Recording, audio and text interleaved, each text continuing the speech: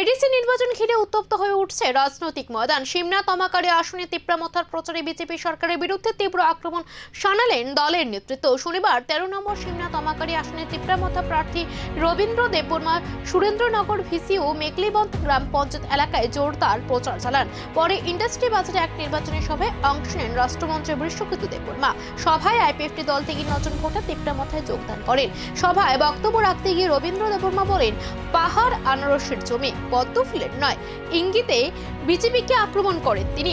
অন্যদিকে বিশ্বকৃত দেববর্মা রাজ্য সরকারের বিরুদ্ধে উন্নয়নমূলক কাজ আটকে রাখার অভিযোগ তুলেন। পাশাপাশি আনারস প্রতীক নিয়ে মন্তব্য করে বিজেপিকে কটাক্ষ করেন। এডিসি নির্বাচন যত এগিয়ে আসছে ততই বাড়ছে রাজনৈতিক দরজা ও প্রচারিত তীব্রতা। প্রতিশ্রুতি, আক্রমণ আর পাল্টা আক্রমণে জমে উঠেছে লড়াই। এখন নজর ভোটের ফলাফলের দিকে।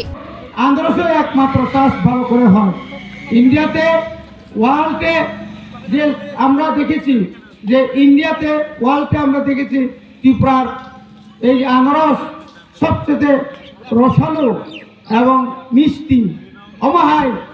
সেগুলো ওরা কোনোদিন কোনো বলঙ্গ ফানো, কোনো হাতায় ফানো তাবুক যারা কোনো পদ্মকুবার করেও মনে ভাগে আনতে পারে কষে।